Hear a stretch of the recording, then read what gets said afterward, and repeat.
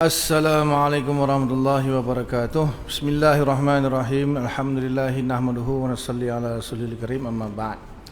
InsyaAllah kita sambung sesi yang kedua. Bab yang kelima, i'tiqad kaum Syiah yang bertentangan dengan i'tiqad kaum ahli sunnah wal jamaah.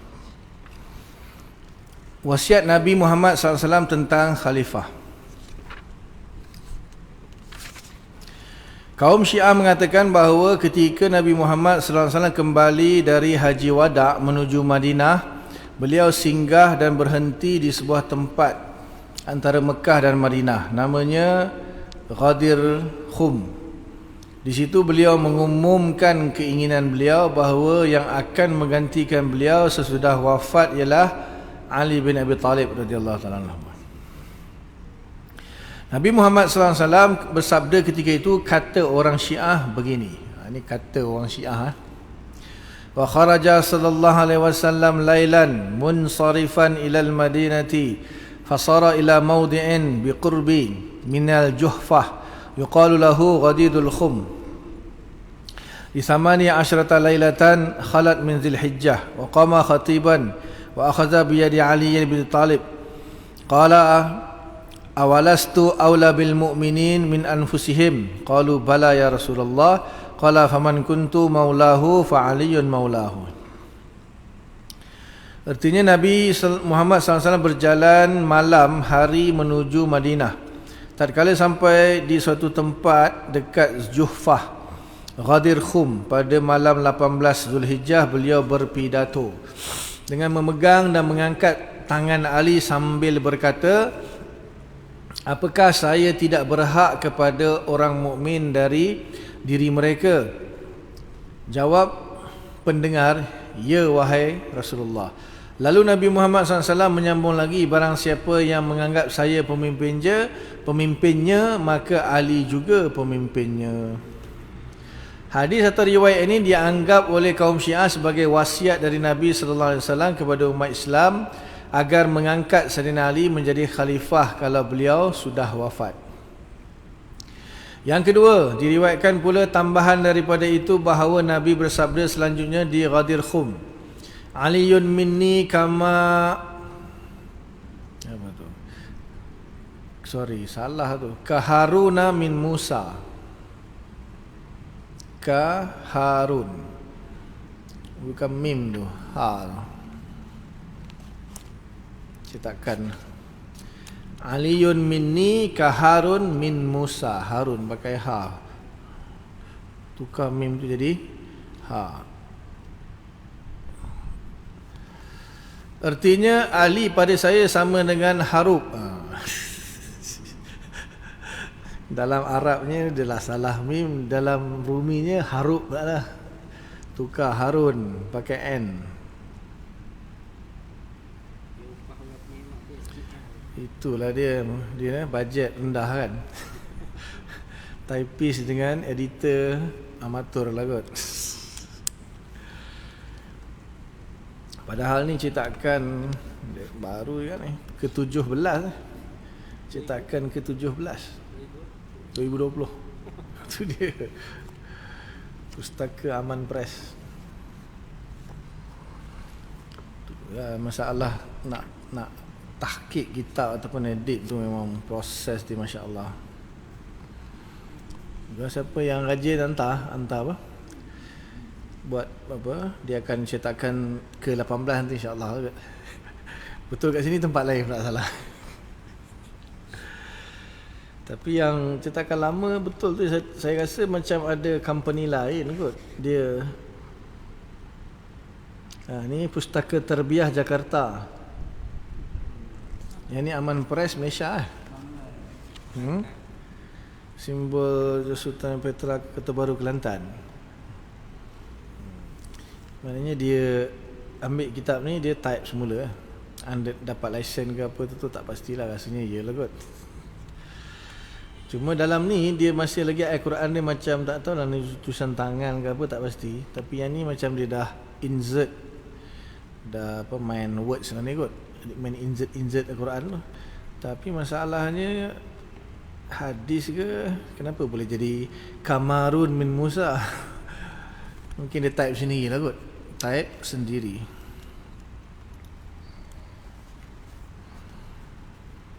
Ya Allah, angkatlah orang yang mengangkatnya dan hinalah orang yang menghinanya. Allahumma wali man walahu wa adiman adahu. Ya Allah, angkatlah orang yang mengangkatnya dan hinalah orang yang menghinanya. Selanjutnya disabdakan oleh Nabi sallallahu alaihi wasallam, walaqad du'itu ila rabbi wa inni mujibun wa inni mughadirukum min hadhihi dunya wa inni tarikun fikum syaqalain kitabullahi wa itratul baiti. Artinya, dan sesungguhnya ajal saya sudah dekat, saya telah dipanggil oleh Tuhan dan saya akan memenuhi panggilan itu. Saya akan meninggalkan kepadamu dua hal penting, iaitu kitab Allah dan keluarga ahli rumahku, Ahlul Bait. Seorang pengarang tarikh Syiah Al-Majlisi, nama lengkapnya Maulana Muhammad Baqir Al-Majlisi, meninggal wafat tahun 1111 Hijriah, 1111. Melanjutkan dongeng ini dalam buku sejarahnya yang bernama Hayatul Qulub. Hayatul Qulub. Qulub dia tak ada LL1 ya. Kalau Qulub nanti kan Qulub ini. Setelah Nabi Muhammad SAW turun dari mimbar, lantas beliau sembahyang zuhur. Kemudian beliau pergi ke khemahnya dan Nabi menyuruh mendirikan sebuah khemah Nabi. Maka duduklah Ali dalam khemah itu dan Rasulullah SAW menyuruh manusia membai'ah, mengangkat Ali untuk menjadi imam dan memberi salam kepada Amirul Mukminin. Laki-laki dan wanita mengerjakan hal itu. Sayyidina Umar pun suka sekali melihat hal ini serupa dengan yang lain-lain. Lihat buku Akidah Syiah halaman 26, Majlisi mendongeng lagi. Ayat-ayat Al-Quran sudah beberapa kali turun menyuruh Nabi Muhammad SAW supaya mengangkat Ali sebagai khalifah sesudah beliau wafat, tetapi Nabi Muhammad belum juga menetapkan waktu untuk itu kerana beliau takut tidak akan diterima orang. Barulah ada kesempatan setelah beliau pulang dari Haji Wada' pada tanggal 18 bulan Zulhijjah di satu tempat yang bernama Ghadir Khum. Ayat yang dimaksudkan itu ialah yang tersebut dalam surah Al-Ma'idah ayat yang ke-67 yang artinya begini: Hai Rasul, sampaikanlah apa yang diwahyukan kepada engkau dari Tuhan, dan kalau itu tidak engkau kerjakan, maka bererti engkau tidak menyampaikan tugas perutusan dari Tuhan. Tuhan memelihara engkau dari manusia. Sesungguhnya Tuhan tidak memberi petunjuk kepada kaum yang tidak beriman. Ya ayyuhar rasul balligh ma unzila ilaik. Fa illam taf'al fama ballaghta risalatah. Maknanya yang maksudnya nak disampaikan tu bahawanya sampaikanlah apa Sayyidina Ali. Sayyidina Ali itu adalah khalifah. Kaum Syiah mengatakan bahawa risalah yang diberikan kepada Nabi Muhammad untuk disampaikan kepada manusia ialah mengangkat Sayyidina Ali menjadi khalifah sesudah Nabi. Ini kalau dekat video ni memang mati saya ni. Tengok ustaz ni Syiah. Inilah hadis yang dinamakan hadis Ghadir Khum yang dipakai oleh kaum Syiah untuk menetapkan bahawa pangkat khalifah itu sudah diwasiatkan oleh Nabi kepada Sayyidina Ali karamallahu wajhah. Barang siapa yang melanggar wasiat ini, maka orang itu dikutuk Tuhan dan dikutuki Rasul, kata orang Syiah.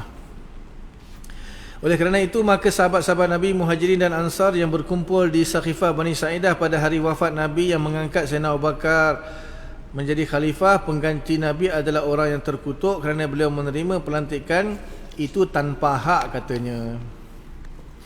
Bukan saja Abu Bakar, tetapi juga Khalifah Umar dan Khalifah Uthman juga adalah orang-orang yang terkutuk yang merampas hak Ali untuk menjadi khalifah. Demikianlah ringkasan hujah Syiah. Baik, diketahui terlebih dahulu bahawa hadis Ghadir Khum ini adalah satu-satunya dalil yang terkuat bagi kaum Syiah untuk menegakkan faham mereka. Kaum Ahlussunnah wal Jamaah menjawab, hadis Ghadir Khum ini adalah dongeng orang Syiah sahaja yang disiar-siarkan oleh seorang pengarang kitab Syiah, Yaqub Al-Kulini, meninggal tahun 328 Hijriah. Hikayat Ghadir Khum ini tidak ada tersebut dalam kitab-kitab hadis seperti Sahih Bukhari, Sahih Muslim, Ibnu Majah, Abu Daud dan lain-lain. Hanya sebahagian dari isi hadis Ghadir Khum ini ada terdapat dalam kitab hadis Tirmizi dalam bab Manaqib Ali, tetapi tidak dalam rangka hikayat Ghadir Khum. Berkata Ibnu Hajar Al-Haytami rahimahullah dalam kitabnya As-Sawa'iqul Muhriqah fi Raddi 'ala Bid'ah wa Zanadiqah, petir yang membakar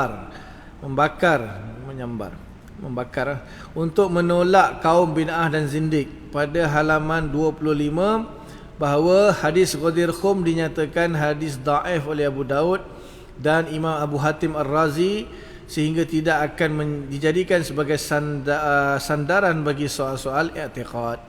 Selanjutnya Imam Ibn Hajar mengatakan bahawa banyak imam-imam hadis yang mendhaifkan hadis Ghadir Khum ini. Jelaslah maknanya kita ahli sunnah wal jamaah untuk asas akidah mestilah hadis yang bukan saja hadis, masalahnya dia punya subut dan dalalah dia qat'i. Subut dan dalalah dia qat'i. Sebelum ni kan dah bahas kan, faham kan? Sabitnya qat'i dan dalalah petunjuknya pun qat'i. Qat'i ni maksudnya 100% lah, tidak ada kemungkinan makna lain. Jadi kalau hadis pun dah dhaif tu jelas tidak qat'i. Bukhari Muslim pun belum tentu qat'i lagi. Dia hadis yang qat'i ini hadis mutawatir.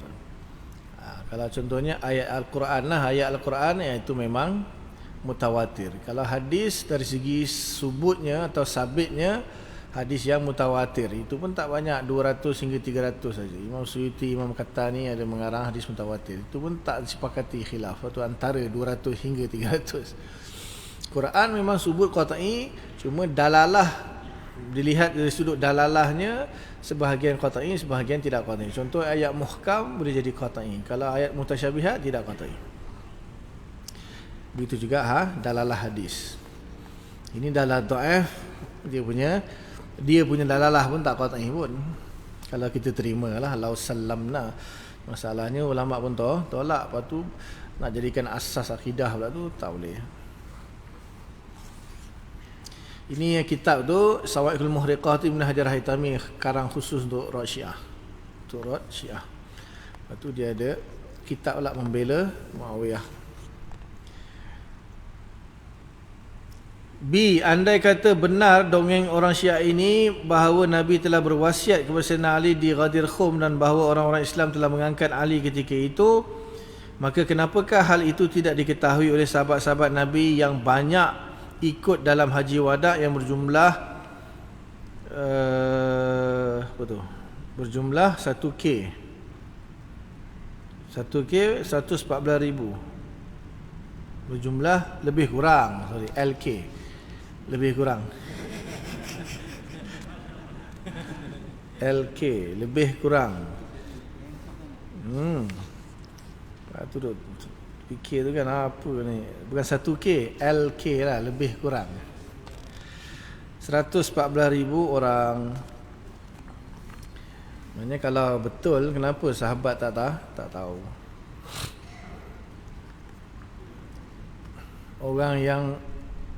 Orang yang tak ada di waktu kejadian lebih mengetahui daripada orang yang ada pada waktu kejadian. Itu mustahil. C. Andai kata hadis Ghadir Khum ini ada, kenapakah tidak dipatuhi oleh orang Muhajirin dan orang Ansar, iaitu sahabat-sahabat Nabi yang terkenal patuh dan taat kepada Nabi, dan kenapakah mereka sepakat ijma' mengangkat Sayyidina Abu Bakar menjadi khalifah sesudah Nabi wafat? Andai kata hadis Ghadir Khum ini ada, kenapakah Sayyidina Ali sendiri ikut membai'ah, yakni mengangkat Sayyidina Abu Bakar, membai'ah Sayyidina Umar dan membai'ah Sayyidina Osman? Andai kata hadis Ghadir Khum ini ada, kenapakah tidak dikemukakan oleh Sayyidina Ali di mesyuarat Saqilah Bani Sa'idah, Saqifah Bani Sa'idah, atau di tempat lain di Madinah pada hari wafat Nabi, agar semua orang Islam jangan tersalah mengangkat Sayyidina Abu Bakar? Inilah pertanyaan-pertanyaan yang bisa dijawab oleh kaum Syiah. Diakui memang Nabi ada berkata, tetapi bukan di Ghadir Khum, iaitu ucapan beliau yang serupa dengan ucapan Ghadir Khum itu. Tersebut dalam sahih Imam Tirmizi.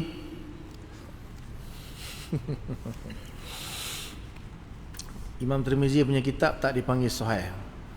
Tetapi kalau dia yang dimaksudkan nama kitab salah. Dia ada dua nama ulama khilaf, sama ada Jami' Tirmizi atau Sunan Tirmizi. Sahih Tirmizi dua, sahih tak ada. Yang ada Sahih Bukhari, Sahih Muslim, ataupun yang lain-lain selain yang berkutubus sittah tu, Sahih Ibnu Khuzaimah, Sahih Ibnu Hibban, yang lain-lain lagi. Tapi tak tahu yang dimasukkan hadis Sahih dan Tirmizi itu tak pasti. Tapi kalau terdapat dalam kan seolah-olah nama kitab Jami' atau Sunan, dua je ulama khilaf. Sebab kitab Imam Tirmizi ni nak kata Jami' pun boleh, nak kata Sunan pun boleh. Apa maksud Jami'? Jami' ni yang mengumpulkan, iaitu yang mengumpulkan sekurang-kurangnya 8 bab yang utama. 8 bab yang utama. Masalah kitabul iman, kitabul fiqh lah maksudnya, bab solat, taharah semua sampai habis.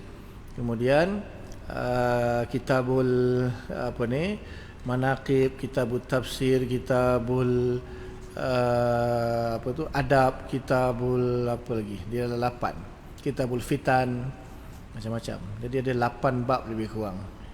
Tapi kalau kitabul sunan ni maksudnya kitab-kitab hadis yang dikarang mengikut susunan kitab fiqh, seperti Sunan Abu Daud, Sunan Ibnu Majah, Sunan Nasa'i.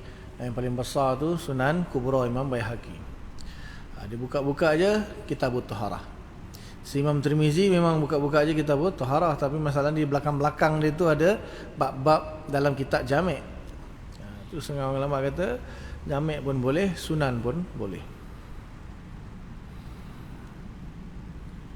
Rawah Tirmizi juz salis Asyra Sahifah 165. Artinya barang siapa yang memimpinnya, maka Ali memimpinnya juga. Man kuntu maulahu fa aliyun maulahu.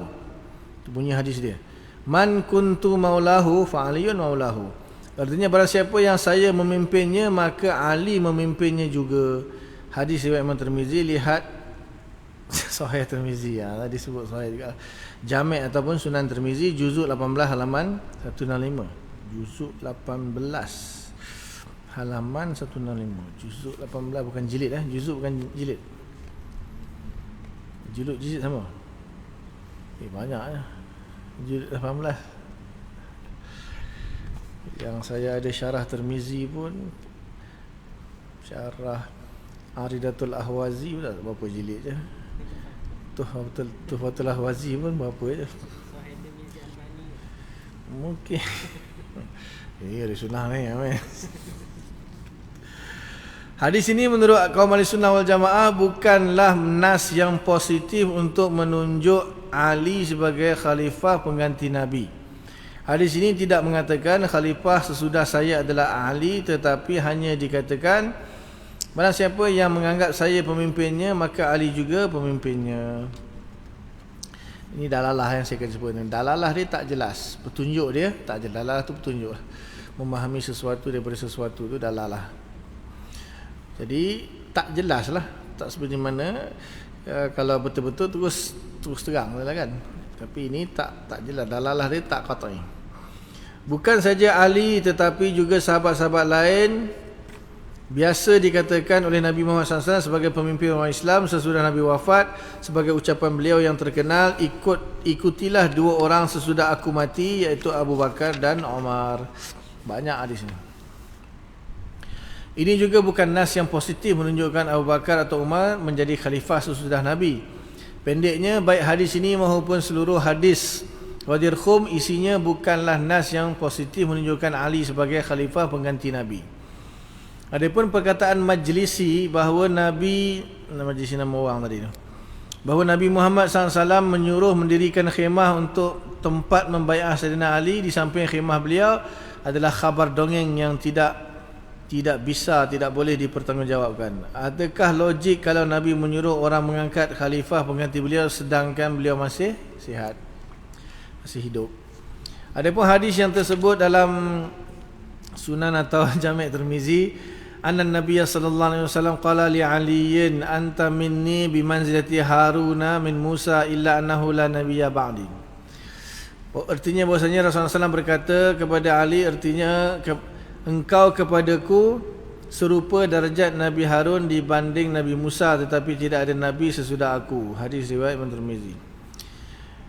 Maksud hadis ini bukanlah menunjuk Ali sebagai khalifah sesudah Nabi, tetapi menunjukkan bahawa Sayyidina Ali diberi hak menjaga kampung, yakni kota Madinah, pada ketika beliau pergi dalam satu peperangan, sebagai Harun menjaga kota pada ketika Nabi Musa pergi bermunajat ke Bukit Tur Sina.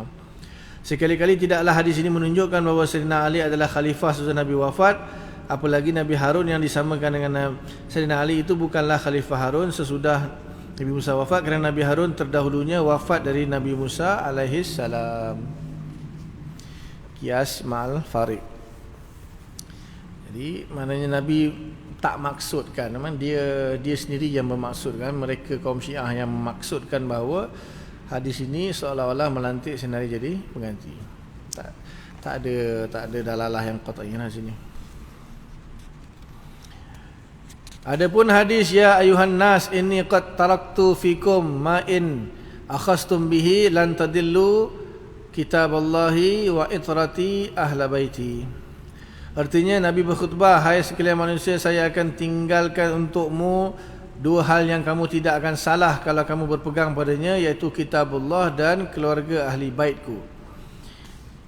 Hadis ini pun tidak nas, hadis ini pun tidak nas yang nyata. Tidak ada nas yang nyata yang menunjuk Sayyidina Ali sebagai khalifah, menjadi khalifah. Tetapi hanya menyatakan bahawa pusaka yang ditinggalkan Nabi di antaranya ada dua, iaitu kitab Allah dan Ahlul Bait Nabi yang menjalankan kitab Allah itu. Ahlul Bait Nabi bukan Sayyidina Ali saja, tetapi termasuk juga Siti Aisyah, Ummu Salamah, Abbas bin Abdul Muttalib dan lain-lain radhiyallahu ta'ala anhu. Kalau hadis ini dipakai untuk menjadi dalil bagi wasiat, tidaklah tepat kerana tidak kena-mengena. Alhasil dapat disimpulkan bahawa Nabi Muhammad SAW tidak pernah meninggalkan wasiat kepada seseorang untuk menjadi khalifah penggantinya, baik kepada Ali, baik kepada Abbas bin Abdul Muttalib dan maupun kepada yang lain-lain. Sayyidina Ali bin Abi Talib, yakni Sayyidina Ali bin Abi Talib, paman Nabi. Paman Nabi itu pakcik Nabi, maksudnya dia tujukan kepada Abu Talib lah. Bukan Sayyidina Ali. Sayyidina Ali sepupu Nabi. Begitu juga Siti Aisyah isteri Nabi mengakui bahawa wasiat tentang khalifah ini tidak ada. Lebih jauh, bacalah hadis Bukhari yang tersebut pada halaman 95. Nyata dalam riwayat ini bahawasanya Nabi Muhammad SAW tidak pernah berwasiat kepada Ali, juga tidak kepada Abbas radhiyallahu ta'ala anhu. Mulanya Abbas ada niat hendak meminta wasiat itu, yakni supaya khalifah diberikan kepada mereka, yakni Bani Hashim dan Bani Muttalib. Akan tetapi Sayyidina Ali tidak mahu memintanya kerana beliau khawatir bahawa kalau Nabi melarang, maka jabatan itu selamanya tidak akan diberikan oleh rakyat kepada Bani Hashim dan Bani Muttalib. Sebelum ni kan dah bahas. Andai kata ada wasiat dari Nabi di Ghadir Khum kepada Ali, sudah barang tentu Ali akan menjawab bahawa wasiat itu tidak perlu lagi kerana sudah diberikan di Ghadir Khum. Pandai juga dia. Maknanya yang apa, kan Sayyidina Abbas minta pergi jumpa Nabi tu, Nabi dah sakit kan, minta beritahu siapa pengganti yang akan menggantikan Nabi kalau Nabi wafat. Kalau hadis Ghadir Khum tu betul, Sayyidina Ali kata apa? Takkan Sayyidina Ali kata tak payah minta, nanti kan kalau Nabi tak bagi, kalau dia bagi okey, kalau dia tak bagi, maknanya nanti akhirnya semua Bani Hashim, Bani Muttalib takkan dapat lah, sebab Nabi dah sekali dah tak bagi, sampai keturunan tak dapat. Kenapa Sayyidina Ali tak jawab? Jangan risau, Nabi dah bagi dah. Betul. Dia punya dalil saling tanakut. Dalil sesama dia pun dah tanakut dah. Punyalah gairah dalam nak membawa dalil, akhirnya dalil dia sendiri sama-sama dalil tanakut, bertentangan. Tanakut tu maksudnya bertentangan. Andai kata wasiat itu sudah ada di Ghadir Khum yang didengar oleh beribu-ribu rakyat yang pulang dari haji bersama Nabi, tentulah Sayyidina Abbas tidak akan mengajak Sayyidina Ali untuk meminta wasiat itu lagi. Masa tu Ibn Abbas tak ada. Dia boleh jawab lah. Ya, kalau tak ada Sayyidina Ali jawab lah, maknanya dah dapat lah. Kenapa jawapan dia lah lain? Tak nak minta kan reject kan, habis satu keturunan semua tak dapat.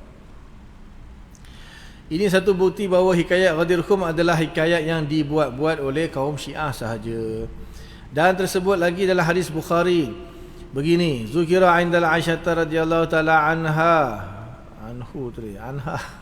anna Nabiy sallallahu alaihi wasallam awsa ila aliyin faqalat man qalahu laqad ra'aitu an-nabiy sallallahu alaihi wasallam wa inni lamusnidatuhu ila sadri fada'ali bit-tisti fan khansa famata fama sya'artu fakaifa awsa ila Ali, rawahul Bukhari. Artinya disebut orang di hadapan Siti Aisyah radhiyallahu taala anha bahwasanya Nabi Muhammad SAW akan berwasiat kepada Ali. Maka Siti Aisyah berkata, siapakah yang mengatakan ini? Saya melihat Nabi Muhammad SAW ketika beliau meninggal dan saya menyandarkannya ke dadaku, kemudian beliau meminta kendi dan beliau sesudah itu beribadat, maka beliau terus wafat ketika itu. Bagaimanakah bisa, bagaimanakah boleh jadi beliau berwasiat kepada Ali? Mana Siti Aisyah yang berada bersama Nabi ketika wafat tu pun tak tahu yang ada wasiat yang disampaikan oleh Nabi kepada Sayyidina Ali. Siti Aisyah musuh Sayyidina Ali, memanglah dia takkan. Nyatalah dari keterangan Siti Aisyah Ummul Mukminin bahawasanya Nabi tidak pernah berwasiat kepada Ali untuk menjadi khalifah. Andai kata ada, tentulah Siti Aisyah radhiyallahu taala anha akan mengemukakannya bahawa ada wasiat di Ghadir Khum, kerana Siti Aisyah radhiyallahu anha ikut bersama Nabi dalam haji wada'. Sekali lagi dapat disimpulkan keyakinan i'tiqad dari kaum Ahlussunnah wal Jamaah bahawa Nabi tidak pernah berwasiat tentang siapa yang akan menjadi khalifah beliau. Hal ini hanya diserahkan kepada umat, kepada rakyat, kepada ahlul hilli wal aqdi, cerdik pandai dalam negeri yang akan mengangkat khalifah yang akan menjalankan pemerintahan dan agama sesudah wafat khalifah ketua negara yang mendahuluinya. Dan rakyat sesudah Nabi telah mengangkat dengan sah Sayyidina Abu Bakar radhiyallahu anhu menjadi khalifah yang pertama. Inilah i'tikad kaum Ahlussunnah wal Jamaah.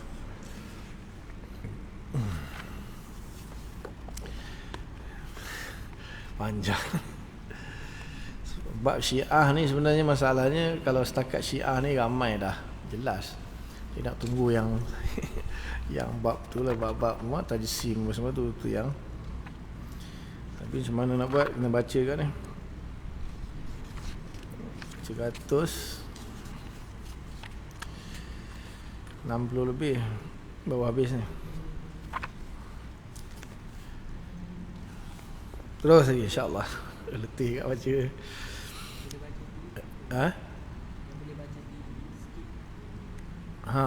Macam mana? Kita ada 2 lagi pertemuan depan ni. Minggu depan, pengumuman minggu depan tak ada kan? Minggu depan bagi laluan kepada ustaz lain. Minggu berikutnya, selang 1 minggu. Sebab kita tinggal 10 bulan 10. Minggu depan tak ada, lepas tu 17 ada lagi. Lepas tu 24. Ada, maknanya selang minggu depan je lah tak ada. Untuk 17 dengan 24 ada. 10 tak ada minggu depan ada bagi laluan untuk ustaz lain. Sebab kita tinggal 2 je. 2 tu nanti macam mana tu? Sebab kalau tuan-tuan tengok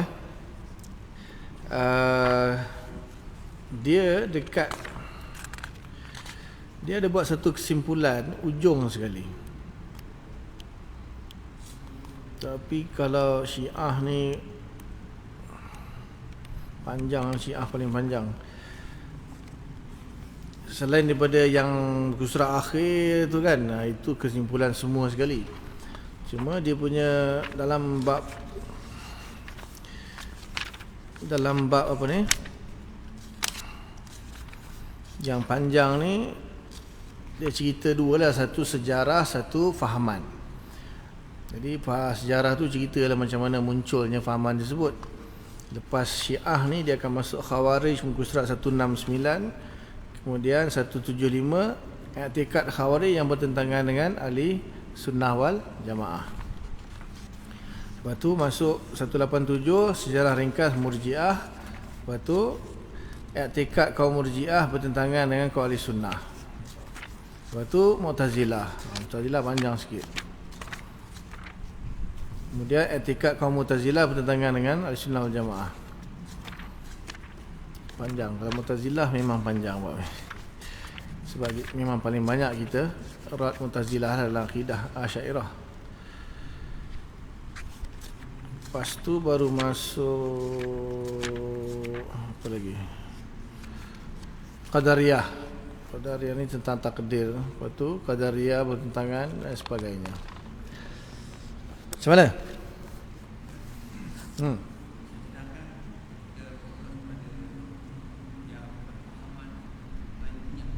Taimiyah. Siapa setuju?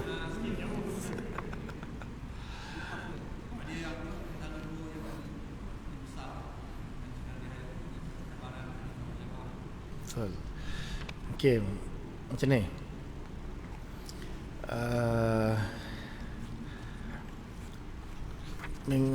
Minggu depan ke atau minggu yang satu lagi itulah,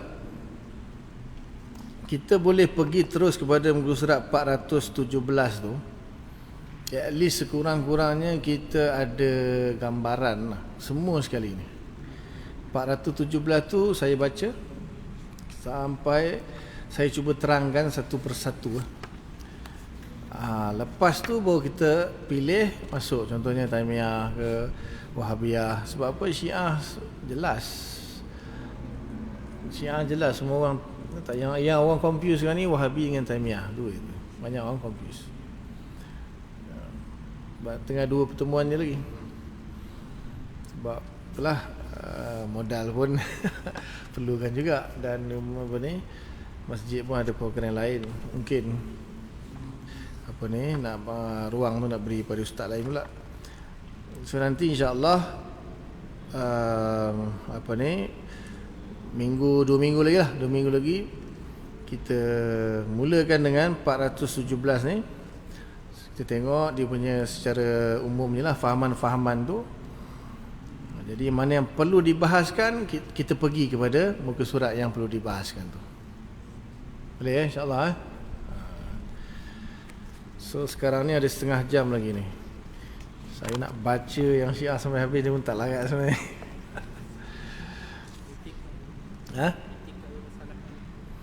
I'tikad yang Ahlussunnah wal Jamaah Syiah. Okey.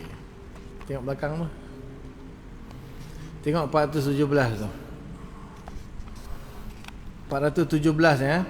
I'tikad firqah lain.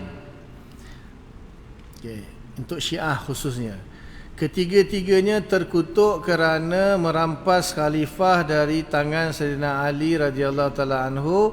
Imam yang pertama adalah Sayyidina Ali. Ahlussunnah wal Jamaah, khalifah yang pertama Sayyidina Abu Bakar, kedua Sayyidina Umar, ketiga Sayyidina Uthman itulah. Sebelahnya Syiah. Yang kedua, khalifah boleh diangkat dengan musyawarah ahlul hilli wal aqdi. Hilli wal aqdi ni maknanya para ulama atau orang kata syura lah. Ahlul hilli wal aqdi ni biasa ada di negara-negara yang bukan negara Islam. Macam Thailand. Kalau kita memang sultan lah, sultan, ketua agama, dia lantik mufti. Ahlul hilli wal aqdi ni biasa ada pada negara-negara macam Thailand yang bukan Islam. Dia ada kumpulan ulama dia, ahli syura dia. Dia panggil ahlul hilli wal aqdi. Orang yang boleh membuat dan meleraikan akad. Imam harus ditunjuk oleh Nabi Muhammad SAW dengan wasiat. Maknanya Syiah kata imam wasiat. Kita kata tak, imam musyawarah. Pemilihannya melalui mesyuarat ahli syura ataupun ahli hilli wal aqdi. Yang ketiga, khalifah orang biasa, tidak maksum, tidak menerima wahyu. Itu ahli sunnah. Syiah kata khalifah masih menerima wahyu dan juga maksum. Wahyu ni wallahu taala alam, nanti kita tengoklah, maksudnya jelasnya kalau sebelum ni kita baca tadi pun dia wahyu macam mana Nabi dapat wahyu, macam tu dia dapat wahyu. Tapi ilham tu kita kata tak salah lah, ilham. Jadi ilham masih boleh. Kalau wahyu secara istilahnya maknanya seperti Taurat, Injil, Zabur, Quran lah, tu wahyu, kalam Allah. Tapi kalau ilham, jangankan khalifah, lebah pun Allah bagi wahyu dalam bentuk ilham, tapi dia panggil wahyu juga. Siti Maryam pun dapat wahyu, ibu Nabi Musa pun dapat wahyu juga. Kalau Allah guna perkataan wahyu tapi maksudnya ilham. Jadi kalau maksudnya di sini wahyu yang macam Nabi, itu khalifah dia pun dapat wahyu juga. Dan maksum ni terpelihara daripada kufur, dosa dengan kazib. Itu biasanya kalau maksum lah, lagi kita nabi-nabi, rasul-rasul maksum, itu maksum terpelihara, dipelihara oleh Allah Subhanahu Wa Taala daripada 3 perkara lah biasanya. Yang pertama daripada kufur, kemudian yang kedua daripada dosa, sama ada dosa besar atau dosa kecil. Yang ketiga daripada kazib. Kazib ni berdusta. Walaupun dusta ni dah masuk dosa lah pun, sama aja. Cuma nak highlightkan dia sebab tugas Nabi ni kan menyampaikan wahyu, jadi dia tak mungkin kazib. Kalau dosa ni selain daripada kazib lah. Kazib pun dosa juga, tapi nak highlightkan tu, berita yang disampaikan oleh Nabi tu benar. Itu makna maksum. Jadi bagi dia khalifah pun maksum. Yang keempat, tidak mempercayai adanya khalifah gaib. Yang Syiah mempercayai adanya khalifah gaib yang akan keluar di akhir zaman. Tak tahulah maksud dia gaib itu hilang ke macam mana ke, ya bang?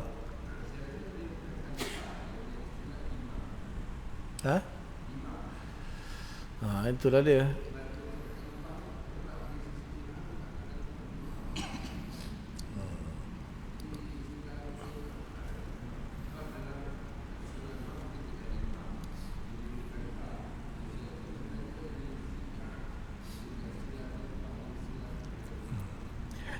Itu pun satu masalah lagi tu, buku ni. Sebab masyhurnya imam lah. Kalau Syiah dia tak panggil khalifah, dia panggil imam. Sekejap dia guna imam, sekejap dia guna khalifah. Atas tu dia guna imam, bawah tu dia guna khalifah. Itu yang confuse tu. Jadi percayanya ada khalifah ataupun imam yang gaib yang akan keluar akhir zaman. Maksud gaib ni itulah dia, maknanya dia ada dah, lepas tu hilang, bersembunyi ke apa ke, betapa ke, lepas tu dia muncul balik. Kalau kita, ya memang Nabi akan keluar nanti Imam Mahdi kan. Imam Mahdi memang daripada keturunan ni lah, Hasan. Tapi dia belum lahir lagi lah. Dia tak adalah gaib. Dia memang tak ada lah gaib. Memang kalau masuk gaib tak ada tu, ya itu kita terima juga, memang tak ada. Ni masuk gaib ni dia dah ada, hilang, bersembunyi ke apa tak tahu nanti muncul balik. Kita kata yang belum ada lagi, belum lahir lagi. Tak tahulah, ada yang kata dah lahir tu wallahu alam. Kepercayaan kepada khalifah bukan rukun iman. Menurut Syiah, kepercayaan kepada imam adalah satu. Sebelah dia kata khalifah, sebelah dia kata imam. Kacau tu buku ni. Nampak? Yang kelima, kepercayaan kepada khalifah bukan rukun iman. Kalau Syiah percaya kepada imam adalah satu rukun. So seolah-olah macam khalifah dengan imam tu menurut dia sama kot. Menurut pengarang kitab ni sama kot. Wallahu alam. Kita kata masalah imamah itu masalah fiqh, bukan masalah akidah. Tapi Syiah menganggap salah satu rukun iman. Siapa tak percaya kepada khalifah, kufur ataupun imam. Yang keenam, kitab kedua adalah kitab hadis Bukhari. Kitab yang kedua adalah Al-Kafi, karangan Yaqub Al-Kulini. Kita ahli sunnah wal jamaah setelah Al-Quran. Setelah Al-Quran kita percaya, kita menerima kitab hadis sebagai hujah lah. Dan di antara kitab-kitab hadis yang paling sahih itu Sahih Bukhari lah. Tapi ni pun masalah juga kalau dibuat style macam ni. Maknanya kita kutubus sittah lah. Senang sepatutnya kita kata kutubus sittah. Dia letak Bukhari saja ni sebab hadis dalam Bukhari 4,000 je. Hadis dalam Bukhari 4,000 je. Tak banyak. Yang berulang-ulang jadi 7,000 lebih. Yang tak berulang-ulang 4,000 je lebih kurang. Hadis Bukhari.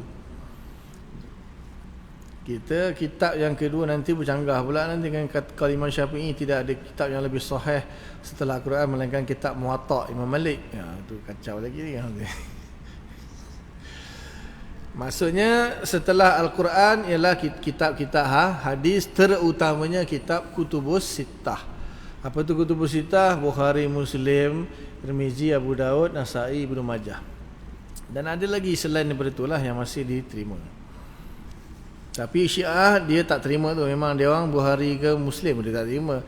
Dia hanya bagi dia kitab yang kedua ialah kitab Al-Kafi karangan Yaqub Al-Kulini. Tak tahu berapa puluh jilid tu, saya tak pasti. Kemudian yang ketujuh, mushaf yang sah ialah mushaf Utsmani. Mereka Syiah mushaf yang sah ialah mushaf Ali. Dengar kata ada 10 jilid, 10 juzuk lagi tambahan.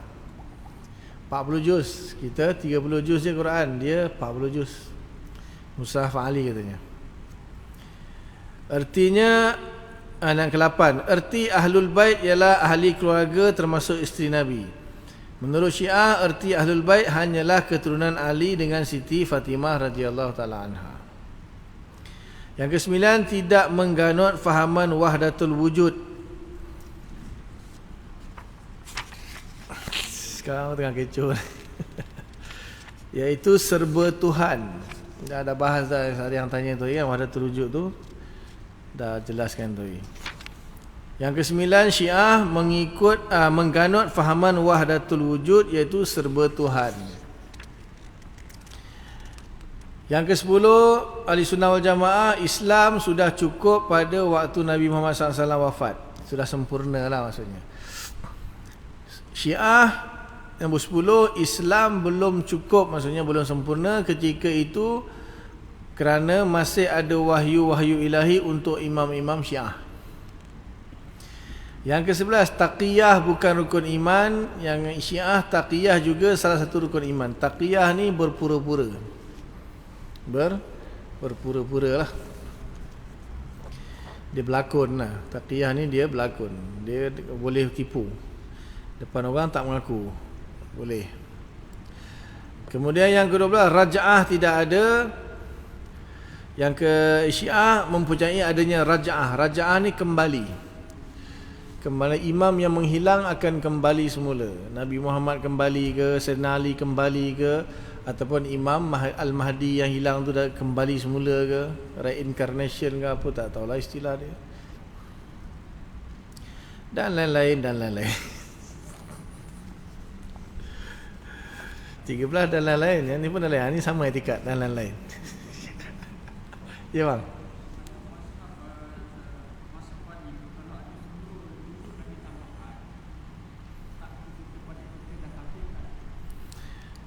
Itulah dia. Memang ada sebahagian Syiah memang yang dikafirkan, memang ada. Memang ada. Sebab Al-Quran tu kan tak ditolak pun tak boleh, ditambah pun tak boleh. Cuma nanti kita bacalah keterangan dia apa yang dimaksudkan dengan apa Mushaf Ali tu. Dia ada tajuk dia besar dia lah. Kita tengok surat berapa ni. Tadi kita berhenti persoalan apa imam ke erti Ahlul Bait. Salah sila imam kaum Syiah. 152.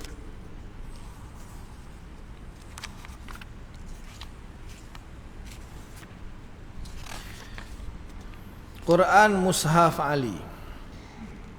Sebahagian kaum Syiah berpendapat bahawa Quran yang dipakai ialah Quran Mushaf Ali, sedang kaum Ahli Sunnah berkeyakinan bahawa mushaf yang dipakai ialah Mushaf Utsman, iaitu sebagai mushaf-mushaf yang tersedia di Indonesia dan Malaysia sekarang dan di dunia. Antara dua susunan itu ada perbezaan. Quran susunan Ali dimulai dengan surah Fatihah, sesudah itu surah Yusuf, sesudah itu surah An-Nisa, sesudah itu surah Al-Maidah dan seterusnya.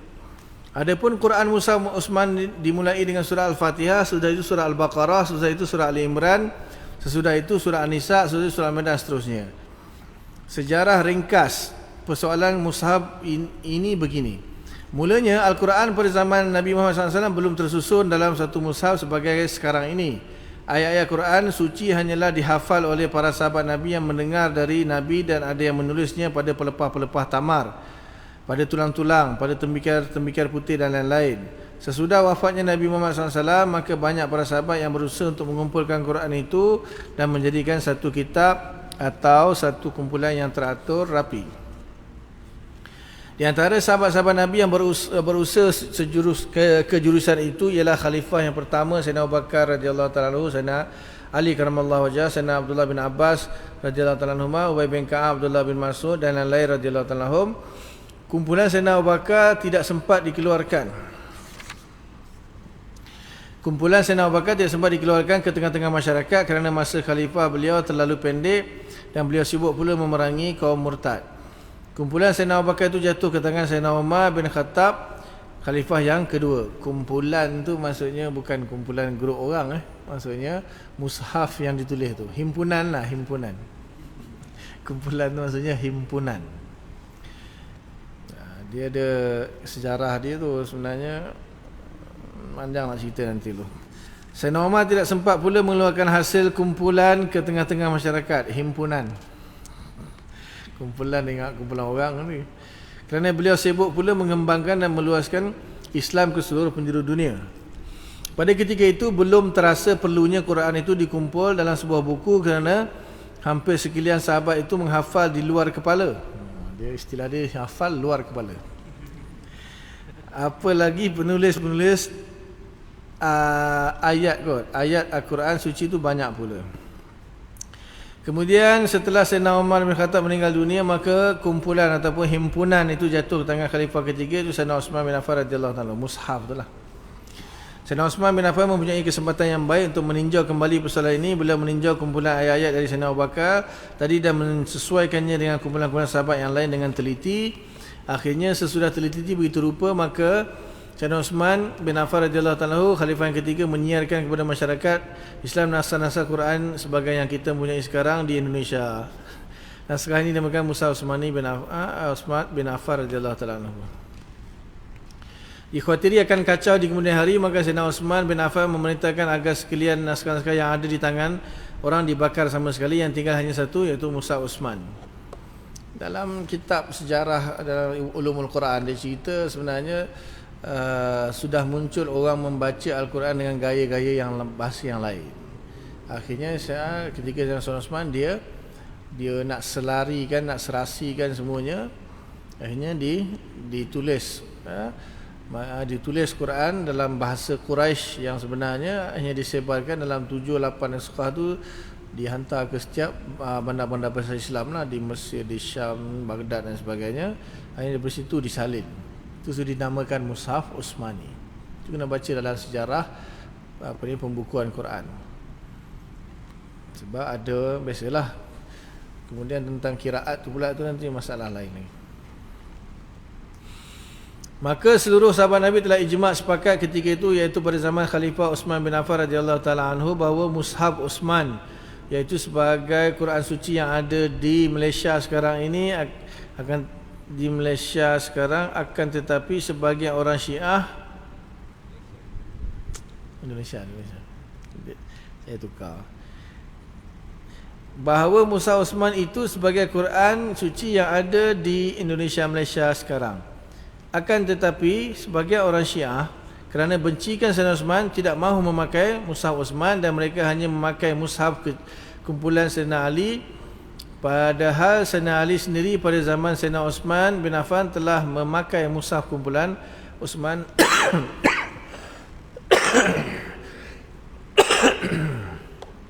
itu.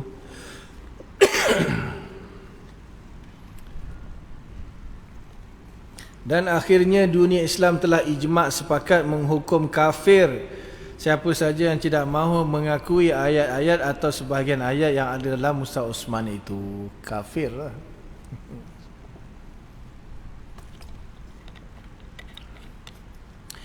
Dalam menilai Mushaf Ali yang dipakai oleh orang Syiah, Ibnu Nadim berkata dalam kitab Al-Fihrisat begini, bahawasanya mushaf ini pada mulanya ada di tangan keluarga Ja'far.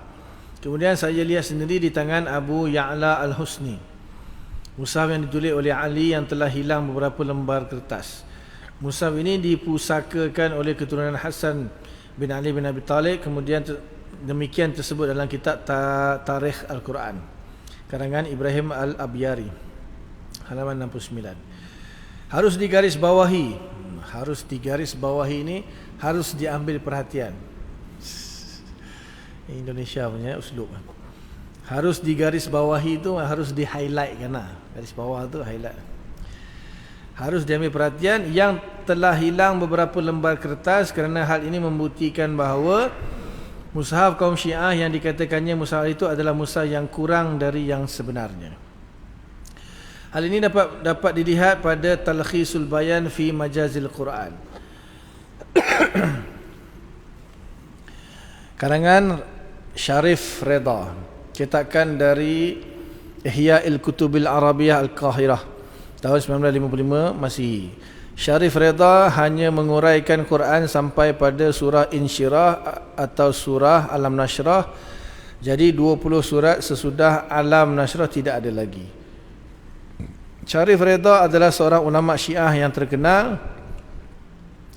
yang mengarang juga kitab Haqa'iqut Ta'wil fi Mutasyabihatit Tanzil. Penyusunan kitab Nahjul Balaghah dan lain-lain. Lahir di Baghdad tahun 359 Hijriah, meninggal tahun 406 Hijriah. Jadi dapat ditegaskan bahawa kaum Ahli Sunnah wal Jamaah memakai Mushaf Utsmani, sedangkan sebahagian kaum Syiah memakai Mushaf Sayyidina Ali karamallahu wajhah. Inilah perbezaan yang prinsipal. Di sini dia tak ceritalah yang tambahan 10 juzuk tu, sebab ada setengah mengatakan tu yang kitab Al-Kulini tu, yang juzuk dia sampai 40 dianggap sebagai Al-Quran. Wallahu taala alam. Kalau ikutkan cerita ni bahkan bukan tambah kurang. Ada kehilangan beberapa lembaran. Dia itu kalau nak detail tentang masalah ni kena baca ataupun mengajilah kitab tarikh Al-Quran itu. Sebab dia ada kaitan dengan kiraat juga. Sebab Ibnu Mas'ud radhiyallahu taala pun ada kiraat dia yang pelik juga, yang syadz.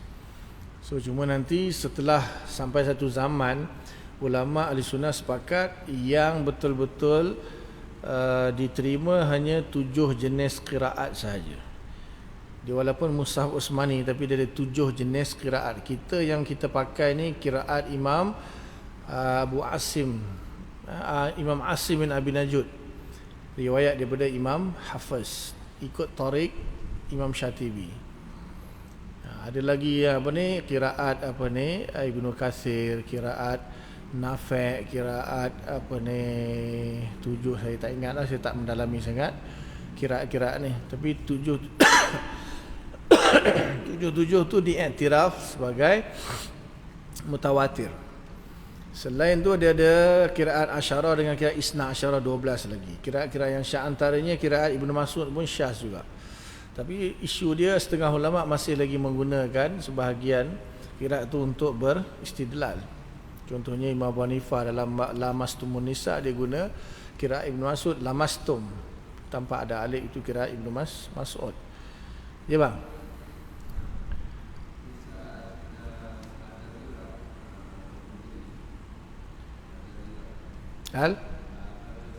Al-Jazirah.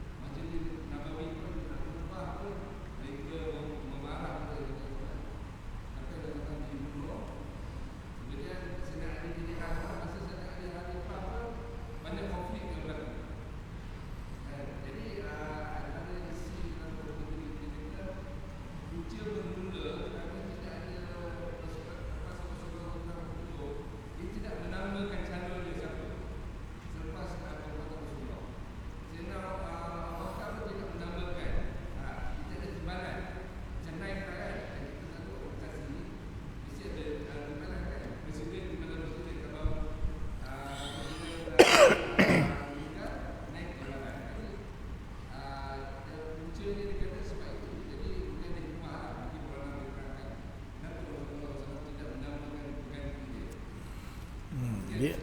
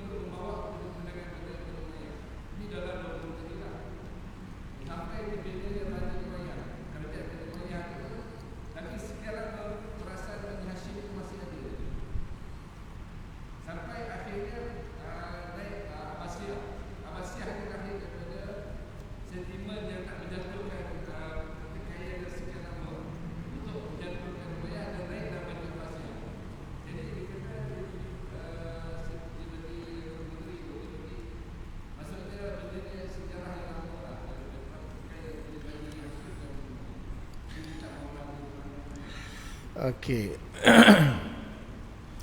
Dia masalahnya kita di sini fokusnya kepada akidah. Untuk sejarah tu tuan-tuan boleh baca, boleh tengok dokumentari ke, boleh macam-macam lah rujukan. Dan saya pun tidak into sangat dalam sejarah. Ada semua kitab-kitab sejarah, semua saya tak into sangat, belum lagi lah masanya nak mendalami sejarah. Sebab fokusnya kita sekarang ni kepada akidah je lah. Sebab kalau nak cerita macam tadi tu, itu mungkin kena ada satu sisi yang lain. Satu sejarah, satu lagi politik. Ada macam contohnya Maulana Helmi, dia ambil bahagian siasah di diploma ke degree di Indonesia sana, bab siasah. Dia banyak bahas bab ni. Saya kurang minat sikit bab-bab politik ataupun bab-bab, cuma kita nak melihat di sini dari sudut pandang akidah saja, sebab kita punya poin kuliah kita ni fokus pada akidah. So nak bandingkan antara kita punya akidah dengan Syiah dan dengan Khawarij, dengan kelompok-kelompok yang lain lah, Mu'tazilah, Qadariyah, Jabriyah, Taimiyah, itu je. Saya terus terang, saya tak pakar dalam sejarah, saya pakar dalam politik, siasah. Kita nak fokus akidah tu saja. Jadi kalau nak tahu pertikaian punca apa semua itu, rujuk kitab sejarah ataupun apa sajalah. Yang ini kan secara kebetulan dia cerita juga, tu yang jadi panjang tu. Kita fokus, kalau betul-betul nak fokus pada akidah saja, maknanya di belakang tu lah. Yang di belakang tu dia bagi tahu akidah saja.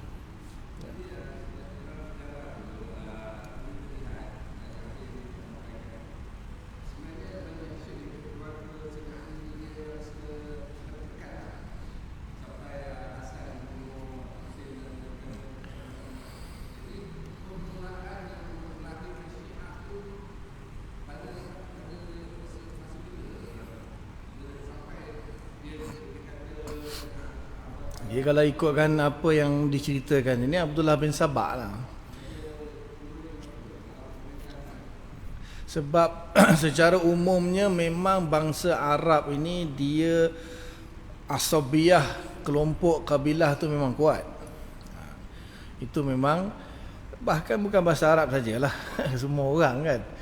Kita orang Melayu dengan orang Cina dengan India macam. Mesti kita akan pertahankan orang Melayu kan. Sama aja, orang Arab pun sama. Jadi sebenarnya isu itulah, cuma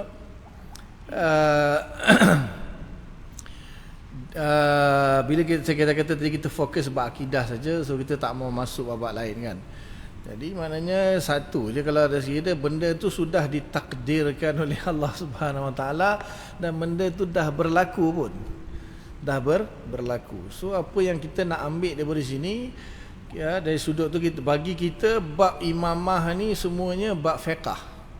Sebab tu Nabi tak pernah pinpoint siapa yang akan menggantikan, semua tak ada. Sebab itu fiqh, bab fiqh, bukan bab akidah. Kalau bab akidah mesti Nabi sampaikan. Sebab tu Syiah cuba nak membawa umat Islam kepada bahawa masalah imamah ni masalah akidah. Nabi tunjuk. Kalau Nabi tunjuk, maknanya Nabi dah lantik, memang itu jadi akidah lah. Tapi kalau di sini kan, bila Nabi membiarkan, Nabi tak menunjuk siapa, jadi di situ diserahkan kepada umat Islam. ketika itu siapa yang kamu anggap paling layak untuk diangkat sebagai ketua, diangkat jadi ketua. Jadi kita tengok daripada Abu Bakar Siddiq, Sayyidina Umar, semuanya diangkat oleh majoriti umat Islam. Semua setuju. Mungkin ada beberapa yang tak setuju. Jadi kita bagi kita ini masalah fiqh. Sekarang kita tak ada imam. Sekarang kita tak ada imam pun. Tak ada khalifah kan. Kita hanya ada negara, setiap negara diketuai oleh, kalau Malaysia lah, agung. Agung pula ada, dia punya giliran 5 tahun sekali. Lepas tu per negeri pula ada sultan-sultan dia. Kan? Siapa yang khalifah yang sebenar? Siapa imam yang sebenar? So kita tak perlu ada. Sebab itu masalah fiqh. Tak ada pun tak apa. Syiah tak boleh. Siapa tak percaya imam kufur. Kat situ point je lah kita nak bahas di sini. Adapun kenapa punca pertikaian sejarah tu semua, itu panjang bab dia nak bahas, dan benda tu pun sejarah yang menceritakannya pun banyak khilaf. Jadi kita pun tak tahu mana satu yang kita nak ni kan. Jadi fokus kepada akidah je lah. Saya pun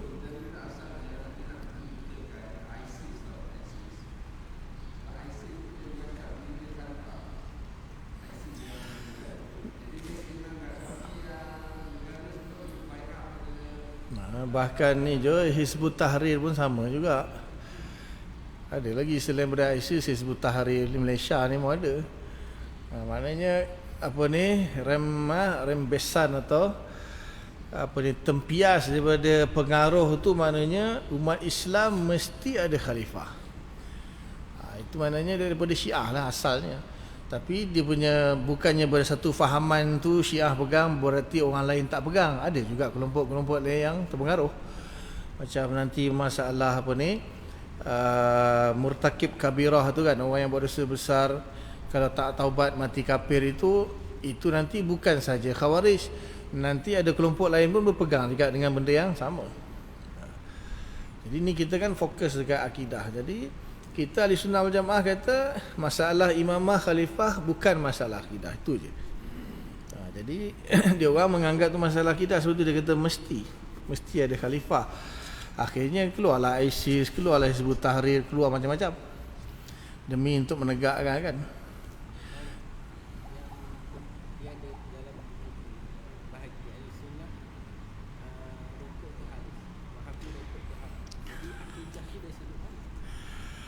Okey. Macam tu lah sapu khuf tu. Masalah sapu khuf tu jugalah. Sebab satu saya beritahu, ini kitab ini sebenarnya kita nak bahas kitab ni sepatutnya. Masalahnya tak ada terjemahan. Ini memang betul-betul dia, masalah ni dipanggil satu cabang ilmu daripada ilmu akidah, dipanggil ilmu firaq. Ilmu firaq. Jadi untuk membahas ilmu firaq ini bukan sebarang orang. Ulama yang nak mengarang ilmu firaq ni pun, walaupun ada ulama tu ulama mutakallimin, tapi bukan semua pakar dalam ilmu firaq. Jadi yang saya sebut awal-awal dulu, antara yang pakar dalam ilmu firaq ni Imam Abdul Hasan Asy'ari sendiri, kemudian Imam Abu Mansur Al-Baghdadi, kemudian yang saya tak bawa lah, Imam Abu Muzaffar As-Firayini, kemudian Imam Syarastani. Imam Fakhruddin Ar-Razi dia kata yang paling insaf, paling adil dalam membahas bab firaq ni Imam Syarastani, yang terbaik kata. Kerana Imam Fakhruddin Ar-Razi sendiri dia ada bahas tapi bukan khusus, dia masukkan pembahasan dalam kitab Nihayatul Uqul fi Dirayatul Usul dengan kitab Matalibul Aliyah dia. Imam Ghazali ada bahas sikit ringkas, kemudian imam-imam yang lain lah pun membahas juga di dalam, diselit-selitkan macam dalam Mawaqif Imam Iji, betul Imam Jurjani syarah Mawaqif pun disebut-sebut dengan apa ni, permasalahan dalam bab ni, apa firaq ni kata, apa firaq ni kata. Tapi yang membahaskan khusus firaq ni lah kitab-kitab dia lah. Cuma yang ni satu-satunya kitab yang, bukan satu-satu, tak tahulah, yang setakat ni yang saya jumpa. Ada lagi sebenarnya 2-3 kitab lagi. Terjemahan kitab apa ni, Maqalat Islami ni pun ada sebenarnya. Saya ada terjemahan kitab Maqalat Islami. Tapi pembahasan ni terlalu dalam. Ini yang antara yang ringan, Cuma masalahnya fakta-fakta yang disampaikan di sini ni sebenarnya saya tak semua saya setuju. Sebab saya akan refer kitab-kitab lain lagi. Bukan nak kata apalah. Jadi dia masukkan dalam bab rokok. Kat belakang ni tengok ni Wahabi kata rokok haram, ahli sunnah kata rokok tidak haram. Dari mana sudut akidah tu, kat mana pula kan dia punya sudut akidah dia? Okay, tentang masalah rokok sebelum tu kita bagi fikir. Kenapa dia kata haram? Sebenarnya tidak ada dalil yang mengatakan rokok itu haram. Tidak ada dalil. Tapi fatwa kebangsaan Malaysia 1997, fatwa kebangsaan Malaysia 1997, rokok haram. Merokok itu haram. Merokok itu haram. Kenapa rokok itu haram? Indonesia kata tak haram, Malaysia kata haram. Jadi Malaysia Wahabi. Okey, rokok ni, kalau siapa pernah pergi kilang rokok? Siapa pernah pergi kilang rokok? Saya kebetulan sajalah, tapi saya tak tahu bersahih atau tidak. Saya masa saya mengajar di madrasah di PJ dulu, owner atau sponsor madrasah tu dia ada stesen minyak Petronas 2-3 biji lah. Petronas stesen minyak ni dia wajib jual rokok. Wajib jual rokok. Siapa tak jual dia tarik balik lesen dia. Lepas tu dia tanya saya kata macam mana ya saya nak buat ni, wajib jual rokok ni Ustaz. Kalau saya tak jual, lesen kena tarik balik. Pakailah fatwa kata yang rokok. Dia kan fatwa kata rokok tak haram, tak sepakat. Kita macam ni saya cerita Ustaz. Dia kata kawan dia supervisor atau manager lah di kilang rokok. Dia kata rokok ni tembakau dia direndam dalam arak. Direndam dalam arak. Sebab dekat PJ tu ada satu kilang guna stout tu besar tu ada. Dekat saya punya berasal dekat situ masa tu, dululah. Dia kata dia orang akan order 1 kontena, 2 kontena, berbarrel-barrel arak dia beli. Dia rendamkan dulu tembakau tu dalam arak, dikeringkan baru sedap. Yang mahal-mahal lah, tak nak sebut jenama lah. Jadi Indonesia ni dia buat rokok kretek, gudang garam, suria apa semua, dia tak gendam dengan arak. Sebab tu bagi dia rokok tak haram, sebab hanya semata-mata tembakau. Tapi rokok yang dibuat ni sebahagian yang murah-murah, yang mahal-mahal tu, digendam dengan arak. Bila rendam dengan arak, kita hisap jadi haram. Sebab tu Malaysia keluarkan fatwa haram. Tapi kenapa jual? Ya, sebab ada orang bukan Islam, orang India, orang Cina, tu dia jual. Tapi betul ke benda tu direndam arak? Pergi tengok sini. Dan dia tak akan bagi masuk ni kalau orang yang tak ada kaitan. Jadi sebab tu rokok haram. Cuma saya tak faham, mungkin dia tak tahu kot. Dia sebut di sini kan Wahabi kata rokok haram, Malaysia kata kita ahli sunnah kata rokok tak haram. Lepas tu dia masuk pula dalam bab akidah. Itu mungkin kita kata apa nak kata istilah dia, tak ada kaitan pun dengan masalah akidah. Kan rokok haram halal tu masalah fiqh. Cuma macam contoh-contohnya dalam kitab-kitab akidah ada menyebut tentang menyapu khuf, tentang masalah imam. Sebab itu nak membezakan dari segi i'tiqad. Ahli sunnah wal jamaah beriktikad bahawa menyapu khuf itu benda yang sunnah, benda yang boleh dilakukan di dalam Islam. I'tiqad. Tetapi sebahagian kelompok yang lain dia menafikan. Tak boleh. Jadi kenapa masalah fiqh dicampur adukkan dengan masalah akidah? Itu saya cakap tadi, ada masalah kita dari satu sudut, walaupun dia fiqh, kita perlu beriktikad. Saya semayang kan, kita walaupun semayang tu fiqh, tapi dari sudut akidahnya kita beriktikad semayang tu wajib.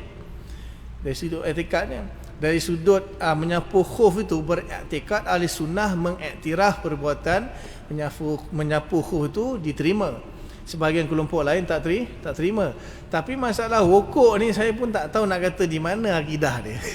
Kat mana sudut akidah dia. Sebab dia bahas ni. Sebab tu saya pun kadang-kadang sampai tahap je lagi, apalah nak komen je lagi kan buat rokok ni kan. Sebab dia nampaknya lebih kepada masalah fiqh. Adakah kita perlu beriktikad bahawa rokok itu haram? Tak dituntut pun. Cuma tadilah kalau kaitannya dengan arak, tapi saya tak rasa dia tahu masalah ni. Saya tak tahu Syekh Kiai Sirajuddin Abbas ni dia tahu masalah ni saya tak pastilah. Pasal saya pun dapat tahu, saya dengar pun terkejut, tak tahu pula okok selama ni direndam dengan arak. Jadi kalau direndam dengan arak confirm haram. Haram sebab tu. Jadi kalau nak isap okok, isaplah gudang garam. Sebab Wahabi mengharamkan atas dasar apa tu tak pasti. Itu tak pasti. Mungkin kat situ ada kaitan dengan akidah kot. Tak tahulah ke Wahabi pun tahu arak tu apa, rokok tu direndam dengan arak. Dah tentu sebab yang bagi fatwa dah tentulah mufti. Mufti tahulah benda-benda sebelum sesuatu tu nak diharam ke dia jakim misalnya, dia akan kaji dulu. Takkan Malaysia, apa sebab Malaysia kata haram rokok kan? Kalau tak ada nas yang sarih, yang qat'i, mana boleh tak haram? Kalau dia kata mudaratnya melebihi manfaatnya kan, macam tu gula pun haram lah. Gula orang makan banyak kena encik manis kan, haram juga nanti. Tapi mungkin sebab arak tu lah, sebab mungkin dia direndam dengan pembuatannya, dibuat dia tembakau ni direndam dengan arak, sebab tu dia haram. Mungkin sebab tu. Jadi mungkin musannif terlepas pandang ataupun dia tak tahu masalah sebenar lah kot. Sebab dia siap komen lagi. Ataupun dia punya terlalu geram dengan Wahabi, Indonesia punya ekonomi bangkit dengan gudang garam, tiba-tiba nak diharamkan rokok, dia geram, dia rat Wahabi tentang masalah rokok. Wallahualam, tak pasti. Tak pasti. Dan juga beberapa nukilan dia pun kadang-kadang hanya merujuk kepada satu dua kitab aja. Walaupun di belakang ni dia tulis macam-macam kitab dia rujuk, tapi bila kita baca, ini dia ambil daripada majalah sekian kan. Kita tak dengar pun dia kata ni dia ambil daripada Maqalat Islamiyyin Imam Abu Hasan Asy'ari. Ini dipetik daripada kitab Al-Farqu Bainal Firaq daripada Imam Abu Mansur Al-Baghdadi, ataupun daripada Syarastani Milal wal Nihal. Tak disebut pun. Setakat ni. Jadi bukan nak kata kitab ni muktamad ni, tak juga. Ini yang satu-satunya yang diterjemahkan bahasa Melayu tu je. Ataupun kita nak bagi bahasa Arab, memang pening Yang ni pun di madrasah pun tak belajar. Ini untuk takhasus. Kalau ada di madrasah dia tak panggil master PhD, dia panggil takhasus. Untuk pengajian takhasus, setelah selesai mengaji 8 tahun baru kita buka takhasus, baru kaji. Salah satu daripada kalau akidah bab firaq. Ilmu firaq itu dikaji untuk bab takhasus. Sebab kita, ulama yang mengarang bab firaq ni walaupun mutakallimin, tapi bukan semua. Hanya sebahagian mutakalimin saja yang pakar dalam bab firaq. Syekh Said Fudah tu dibahas dalam dia punya Audatul Ilal Hiwar tu, tak silap saya, ada rancangan TV di Jordan ke, tak pasti di mana. Dia dengan Syekh Muhammad Nuwaihi tu, dia ada 2 orang forum tu, dia ada buka isu tentang ilmu firaq ni. So Syekh Said Fudah bahas tentang ilmu firaq ni, dia kata bukan sebarang ulama yang boleh bahas bab firaq. Pasal apa? Dia perlu insaf. Dia tak boleh kita ahli sunnah wal jamaah akhirnya kita tuduh Syiah, tuduh Khawarij, tuduh Qadariyah, Jabariyah, Mu'tazilah. Tak boleh. Kita kena dapat fakta yang tepat. Dia punya pegangan dia, kemudian pecahan-pecahan dia lagi. Maknanya orang yang betul-betul nak bahas firaq ni betul-betul dia alim dengan semua mazhab. Alim bukan kalau macam fiqh kan 4 mazhab je. Ini kalau firaq ni Syiah saja dia kata dah 22. Syiah dah 22 lah, itu pun saling bertukar dan berubah setiap zaman. Jadi pembahasan firaq ni bukan semudah ini. Jadi kalau kita baca di sini saja tak cukup sebenarnya. Tak cukup. Yang saya pernah baca dalam kitab salah satu kitab dia kan, lain pecahan dia.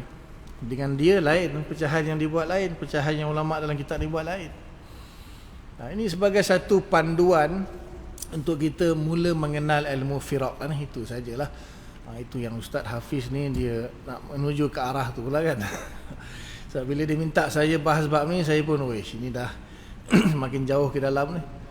Tapi at least kita kenal lah. At least kita kenal ada firqah-firqah yang batil yang mungkin kita tak pernah dengar lah dia punya fahaman dia. Ataupun kita kenal firqah tu tapi kita tak pasti, tak tahu apa dia punya pegangan dia yang menyalahi ahli sunnah wal jamaah.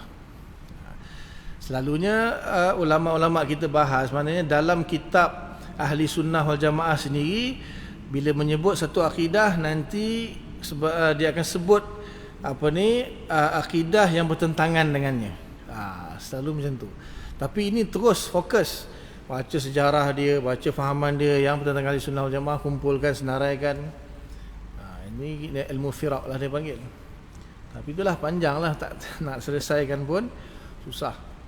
Ambil masa yang panjang juga, tapi insya-Allah lah at least nanti kita ada idea lah apa itu Mu'tazilah. Mu'tazilah apa fahaman dia yang bercanggah dengan Ahlussunnah wal Jamaah. Qadariyah apa fahaman yang bercanggah dengan Ahlussunnah wal Jamaah. Jabariyah, Khawarij, Syiah, Mujassimah, Musyabbihah, Taimiyah, Wahabiyah, apa yang bercanggah dengan Ahlussunnah wal Jamaah. Insya-Allah nanti kita at least ada idea lah, dapat tahu. Nak perinci satu-satu boleh, tak ada masalah kalau masa mencukupi lah. Kita lebih fokus kepada nanti isu-isu yang sekarang ni kan. Antara isu sekarang ni yang paling hangat itulah dia bab mutasyabihat tu lah. Bab-bab Allah ada tangan, tak ada tangan, ada kaki, tak ada kaki, Allah bersemayam, tak bersemayam, tak arah, Allah di langit, tak di langit. Itu antara yang masyhur sekarang ni, berkembang di sini. Gara-gara itulah fahaman daripada Wahabi. Itu nanti kita fokus insya-Allah. Ada 2 pertemuan lagi insya-Allah. Ya bang.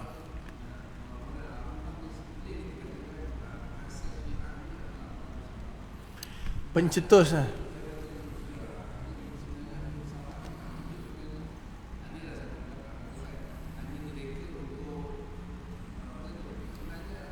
Macam mana kita nak buktikan bahawa pendapat dia itu betul? Itu je. Ini masing-masing ada hujah. Itu tak penting sebenarnya. Yang penting ada tak kelompok Syiah. Siapa yang asas, siapa yang tak asas itu bukan masalah. Masalah yang kita nak, yang paling penting apa akidah dia. Kita tak nak panggil dia Syiah pun boleh, sebab Syiah tu pun kelompok. Syiah itu kelompok, maknanya kelompok. So kalau tak nak panggil Syiah, tak nak dicop Syiah pun tak apa. Itu tak penting. Khawarij pun dia bukan dia kami Khawarij tak. Diberi nama oleh ulama-ulama kita satu gelaran yang panggil dia Khawarij lah. Wahabi pun yuqalu lahum al-wahabiyun. Dia orang sekarang ni kan tak erti lah. Saya bukan Wahabi, saya bukan Wahabi. Kita, ulama kita yang menggelar kan, dia terima, dia tak terima. Tapi itu tak penting. Yang penting kita nak tengok apa akidah kelompok ini yang bercanggah dengan Ahlussunnah wal Jamaah. Apa kaedah kelompok ni? Dan dia orang sebenarnya satu geng. Sebab tu ulama bagi nama nak apa? Secara umumnya ulama kategorikan dia orang ni adalah ahli bid'ah wad dalalah. Kemudian kita pecahkan. Kita kata Syiah, Khawarij, Mu'tazilah, Qadariyah, Jabariyah. Tapi kadang-kadang orang itu dalam fahaman dia ada fahaman Syiah sikit, ada fahaman Qadariyah sikit, ada fahaman Mu'tazilah sikit, campur-campur. Tak semestinya kalau dia Syiah maknanya dia langsung fahaman lain dia tak ada. Dan di antara fahaman-fahaman yang ahli bid'ah ni ada yang saling tadakhul. Syiah sebahagian dengan Mu'tazilah dia setuju dalam beberapa perkara, khilaf dalam perkara ni. Khawarij dengan ni Jabariyah setuju dengan ni, Khawarij setuju dengan Qadariyah. Dia kan ada saling tadakhul. Maka itu tak penting sebenarnya. Ini bila dibahas satu-satu kelompok tu, kita just nak tahu sejarah lebih kurang je. Dijolokkan dengan nama sekian, dijolokkan dengan nama sekian. Yang penting apa akidah dia yang menyalahi Ahlussunnah wal Jamaah, supaya kita tahu rupanya benda tu ada atau tak ada dalam diri kita. Kadang-kadang alamak aku Qadariyah lah. Alamak aku rupanya Mu'tazilah.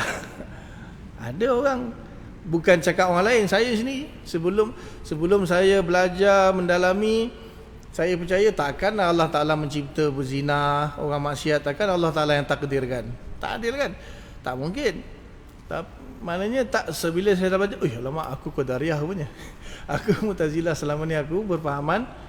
Kita pun tak tahu Qadariyah tu apa, Mu'tazilah tu apa, tapi kita faham takkan Allah Ta'ala menciptakan maksiat. Lepas tu bila kita mengaji, baru kita faham. Itu nanti pembahasan tu pun penting juga. Itu ramai orang yang dalam bab ni dia tak sedar yang dia ni Mu'tazilah ataupun Qadariyah atau Jabariyah. Jadi yang paling masyhur tiga ni, Qadariyah, Jabariyah, Mu'tazilah ni, itu tentang takdir, tentang masalah takdir. Kalau dalam bab Wahabi, Taimiyah, Karamiyah ni semua dalam bab sifat Allah tu, zat dengan sifat Allah.